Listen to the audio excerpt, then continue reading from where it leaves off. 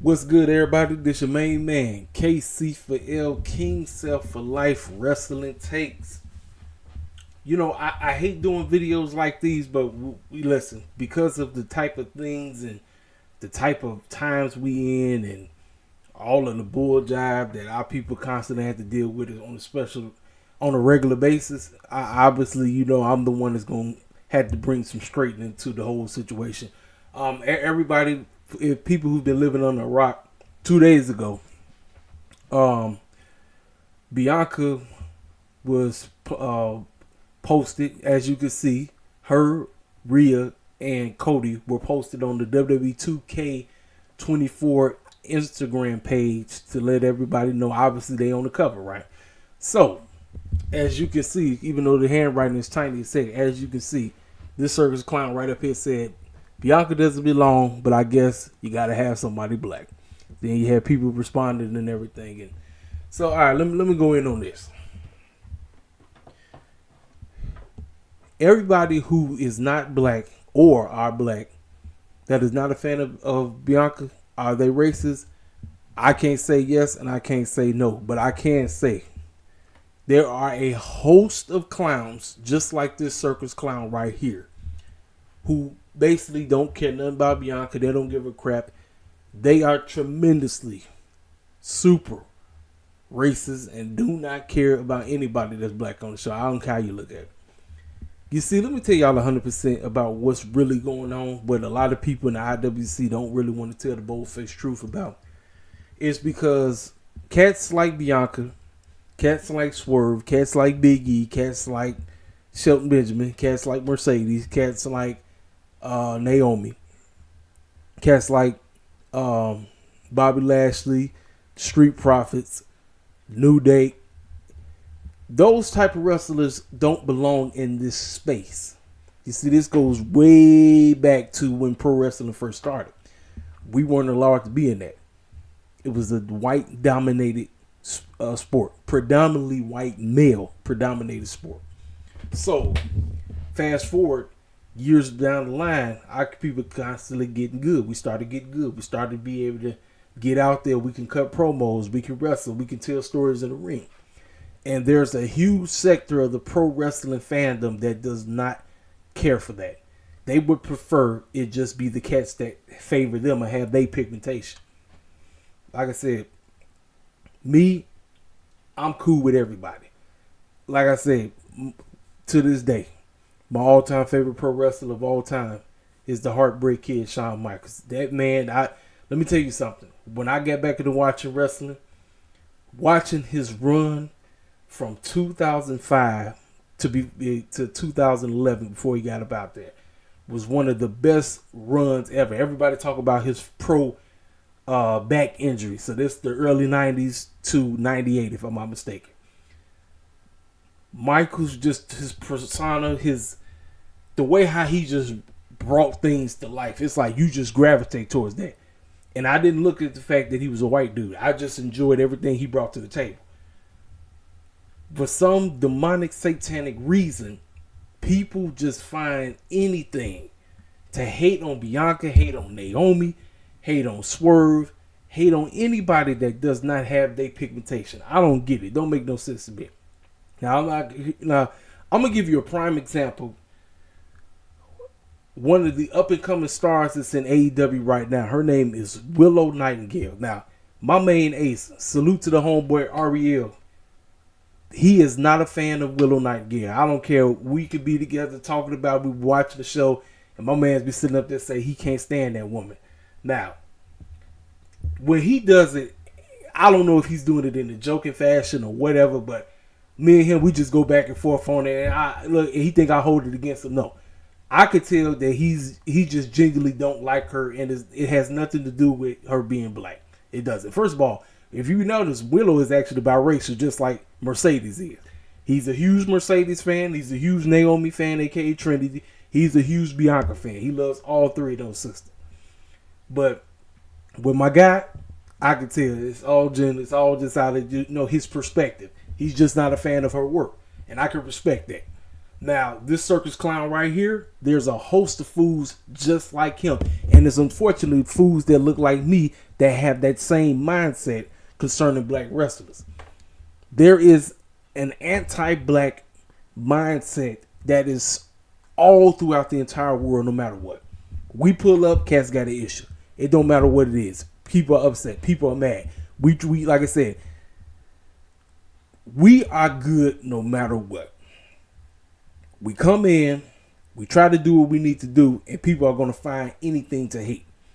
They're going to find any little thing. Bianca is a successful pro wrestler. The girl didn't know nothing about pro wrestling several years ago. Came in the game, picked that stuff up, and became, as what some of y'all like to call her. Y'all like to call her the female version of Fruity Pebbles. Let me tell you something.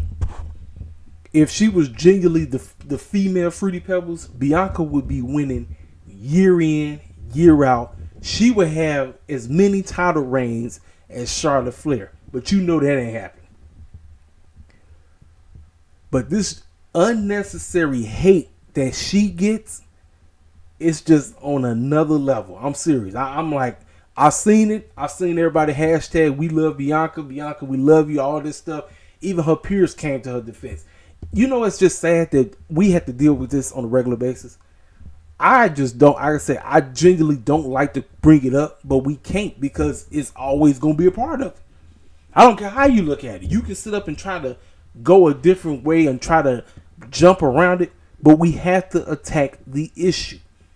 Racism is a satanic root. It's a satanic seed that came to be the moment we ate from that well, it wasn't a satanic tree. It was a tree that was only fit for the Lord. The guy said, do not eat. Do not eat from this particular tree. The tree of knowledge of good and evil. Racism, disease, rape, murder, poverty, you name it, was wrapped up in that tree. All of this foolishness that we're dealing with today, inflation, all of it, it was wrapped up in that tree. So this satanic root or seed was sown the moment we ate from that tree. This is why we deal with the satanic stupid stuff today. This is why we have white supremacists and buck dancers who have absolutely no idea or nothing good to say. They always do this stupid stuff, and unfortunately we give these fools the time and energy because we have to go in on it. You know? And so, like I said, I tell people this, like who you like, but don't get to a place where you're disliking somebody on some racial stuff. Like I said, just you don't have to be a fan of Bianca's or you don't have to be a fan of Willow's, but do not make it where it's racial, if you understand what I'm saying. Same thing for us. If there's somebody white that I'm not a fan of, I'm not finna sit up there and hate on them because they're white. No. I'm just not a fan. Like, I'm going to call it what it is. I'm not a fan of Logan Paul. I'm not a fan of Austin Theory. I'm not a fan of Grayson Allen. Now, are they decent in the ring? Heck yeah. Logan Paul, man, let me tell you something. Him and Seth Rollins had a tremendous match at WrestleMania 39. They had a tremendous match. But the stuff that Logan Paul has gotten himself into and the way how him and his brother both come across, and speaking of which, his brother get ready to go against Mike Tyson, which more than likely the fight is going to be rigged for Jake. I'm not even finna I'm not even finna waste time watching that trash. But the things that they get themselves and the way how they come across, I can't get down with that, you know. And then the way how Triple H is trying to book Logan Paul like he's all that in the bag of chips, I'm like, nah, I'm good. But what you don't see me doing, you don't see me hopping online talking about, oh, I hate Logan Paul because he's white. Or this. No, I don't do no stupid stuff like that because I would be in the wrong. Now everybody have the right to call me prejudiced because I'm out of line, if you understand what I'm saying.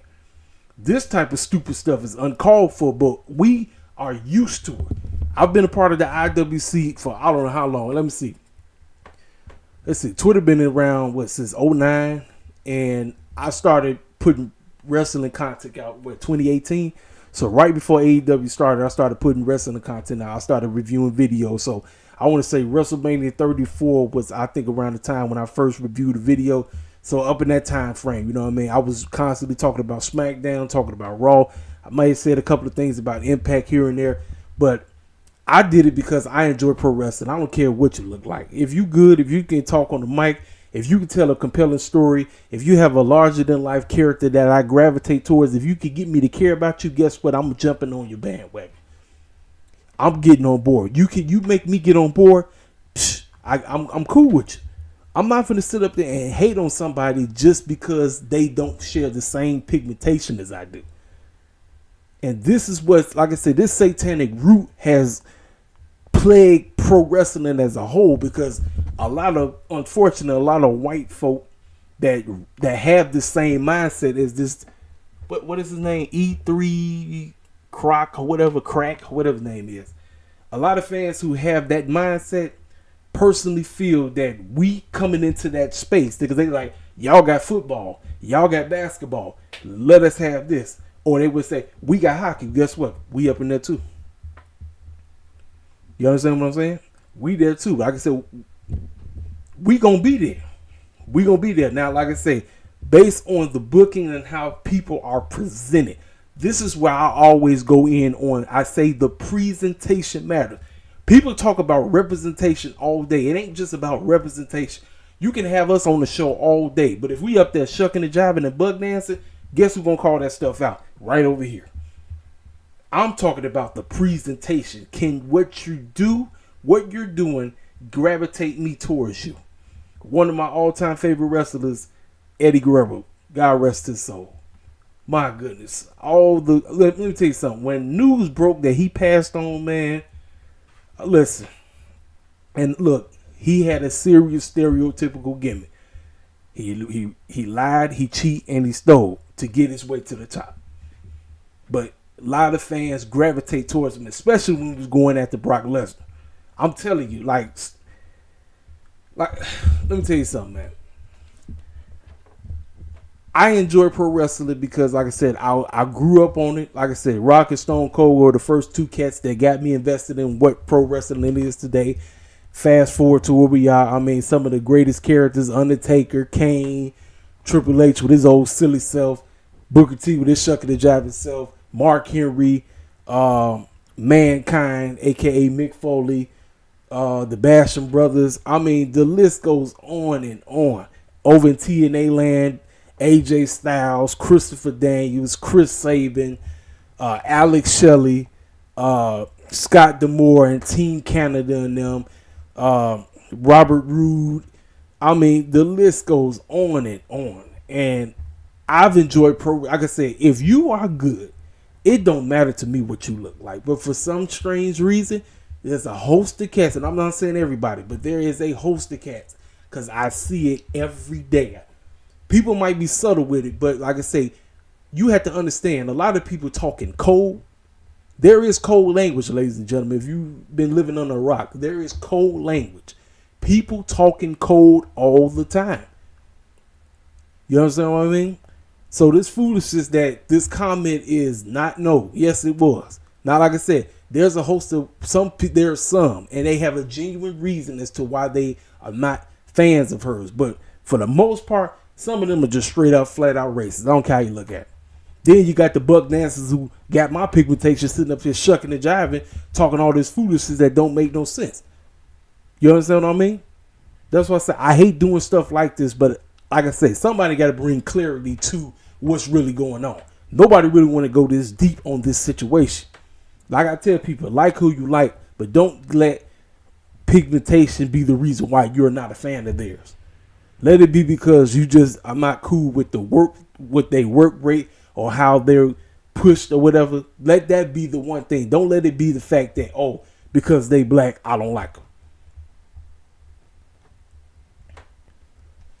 Let's go ahead and talk about Mr. Okada getting the bag. So as of right now, word has gone around that Okada is pretty much getting close to 14 million, so 13.5 million for 3 years, which means he would be getting paid 4.5 million a year.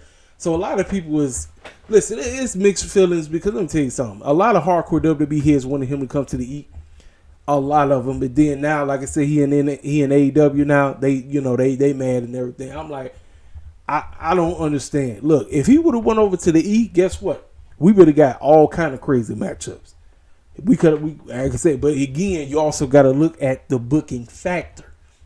Who's booking them and how are they going to be presented. Presentation matters. It ain't just about the money, ladies and gentlemen. Presentation matters.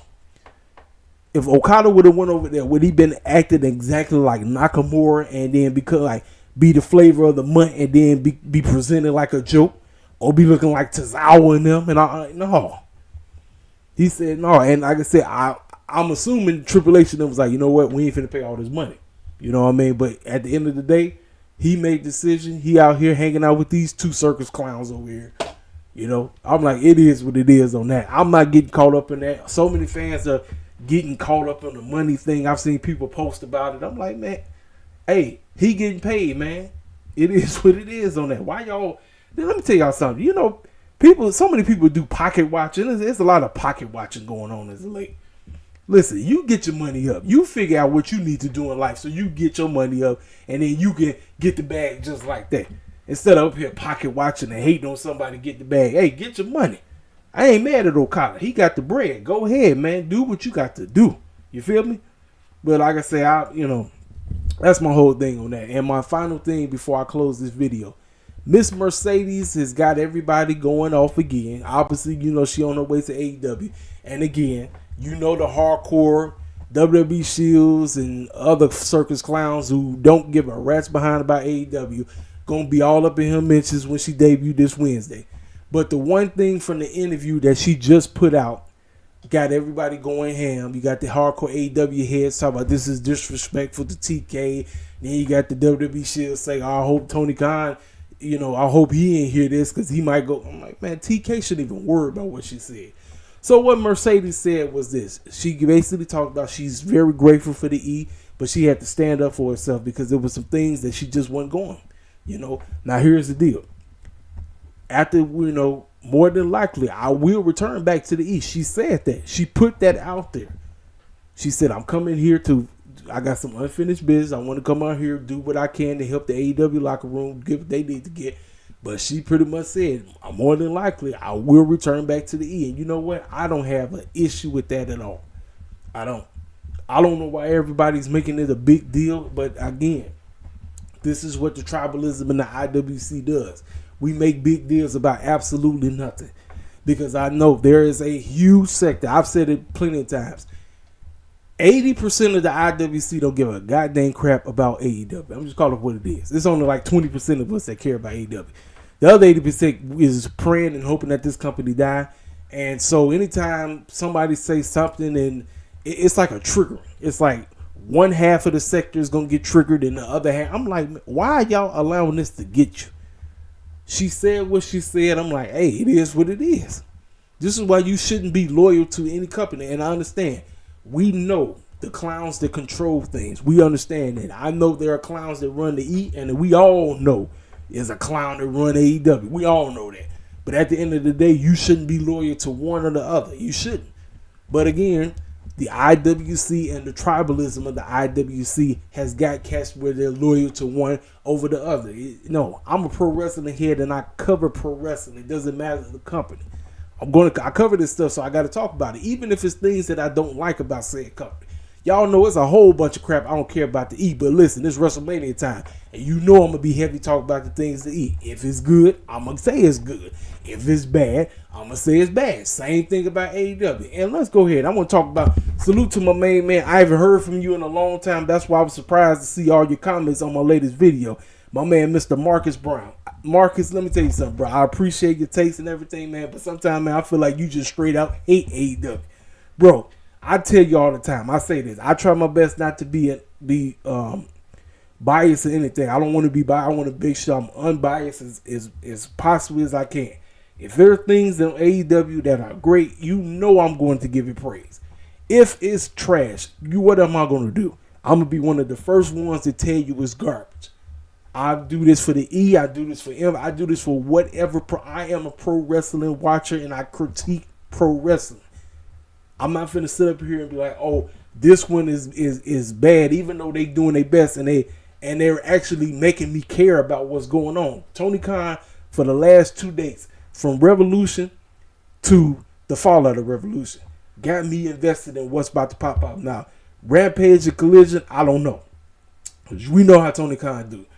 He give us a great week of wrestling, and then the next week he fall back into being mediocre. But storylines and story heaven driven pro wrestling gets you to tune in. Now, the ratings were well under 800K. I think it was 776 or something like that. The name of the game, I try to tell people, because people just crying about the ratings and all this stuff. Do what you did last week, but only get better, because what brings people back is larger than life characters and storylines. It ain't the flips and dives that continue to happen all the time. It's the larger than life characters and the storylines that get people to tune in. That is the number one game. If I was a pro wrestler booker, the number one goal on my mind is characters and storylines. That's the number one thing. Because I got the pro wrestling down pat. That's easy. Easy money, because I got the best wrestlers in the game on my roster. The number one thing, let me get better at telling stories. That is the number one thing I'm doing. Outside of that, it is what it is. Like I said, I know it's a whole lot of other stuff. People watching sports like crazy. They watching. I think it's a bunch of some politic crap going on. It's a whole lot. It's a whole lot of things that be going on, you know. But your job as a booker is to say, you know what? Hey, AEW's on. I saw Revolution. Revolution was a series, great show. Let me tune into Dynamite. Or let me tune into Rampage. Let me tune into Collision. It's about getting people invested. That's it. So I'm not tripping about it. Yeah, is the ratings low? Yes, you know. But again, you built it up by getting people to tune in and get invested in what you're doing by having larger than life characters and compelling storylines. I think the Raw numbers dropped. I think they was at 116 and they went back down to 1,400,000 or something like that. But you know, ain't nobody gonna talk about that because it's the WWE. I told you. There is a huge sector of pro wrestling fans that want this company to die. They don't want it to be around. I don't know why. Like I said, it don't make sense. Like, to me, it doesn't make any sense. But hey, if that's your mindset, if that's what you want to do, so be it. You do what you got to do. But I'm telling you, over here, I'm covering it all. I'm gonna do everything I got to do to give you the best, most honest take about all things pro wrestling. Don't matter what it is. Hey, I done went on for a little bit. I gave you my thoughts about the Bianca situation, the Okada situation, and what Mercedes said on her interview. It's your main man, Caseyville, King Self for Life Wrestling Takes. We got SmackDown, Rampage tonight. We got Collision tomorrow. Hopefully, if I can, I get it in tonight. If not, more than likely, I'll do it Saturday morning or whatever. It's your main man, Caseyville, King Self for Life Wrestling Takes. Y'all already know what to do. Hit that comment section up. If you're new to the channel, feel free to subscribe. Make sure you hit that like button. And we're going to keep this thing going. This is your main man, Caseyville, King Self for Life Wrestling Takes. I'm gone.